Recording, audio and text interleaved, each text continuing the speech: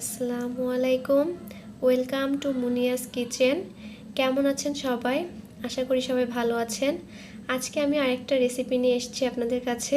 আজকে আমরা বানাবো পেঁয়াজু। তো চলুন দেখে নিই পেঁয়াজু বানাতে কি কি লাগছে আমাদের। এখানে আমি কিছু পেঁয়াজ আর কাঁচামরিচ কেটে নিয়েছি। তো আজকে পেঁয়াজু বানাতে আমার যে উপকরণগুলো লাগবে সেগুলো আমি এক এক করে মাখিয়ে নিব। প্রথমে আমি পেঁয়াজটা লবণ, স্বাদ মতো লবণ,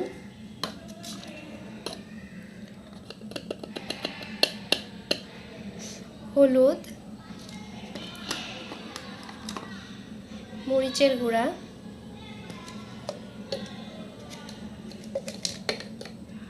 আর ধনে গুঁড়া দিয়ে দিব। এরপর আমি পেঁয়াজটা সুন্দর করে একটু কচলিয়ে নিব।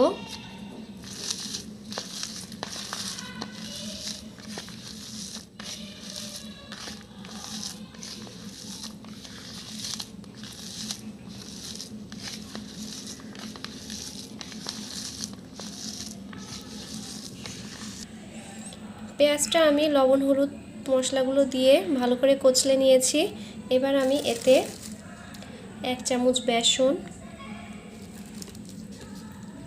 আর 1 চামচ বেসন দিব। খুব বেশি বেসন দিতে হবে না, আর সামান্য ময়দা। এবার এটাকে আমি একসঙ্গে মাখাবো।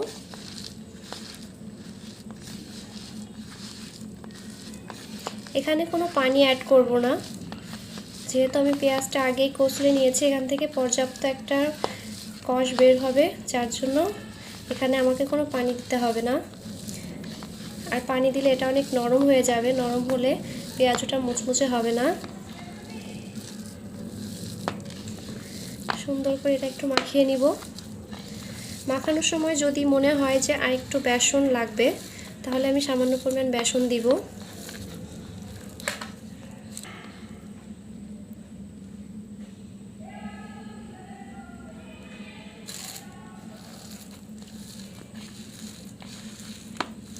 ব্যাটারটা খুব বেশি নরম হবে না।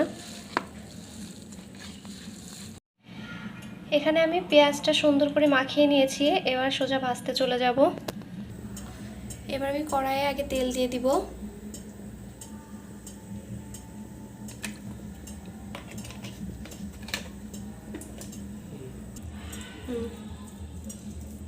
এবার আমি একে একে পেঁয়াজগুলা তেলে ছেড়ে দিব। জালটা আমি একটু মিডিয়াম আঁচে রাখবো।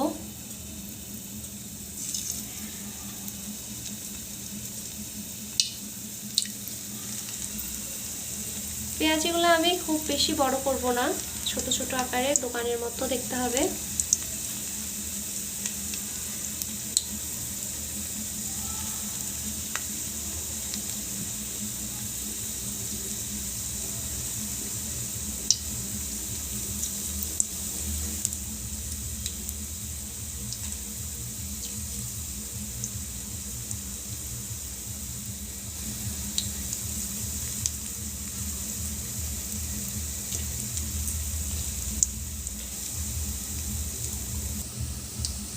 পেঁয়াজগুলো আমি একটু অনেক সময় নিয়ে ভাজবো, না হলে পেঁয়াজটা ভেতরে নরম থাকবে, উপরে পুড়ে যাবে, মুচমুচে হবে না।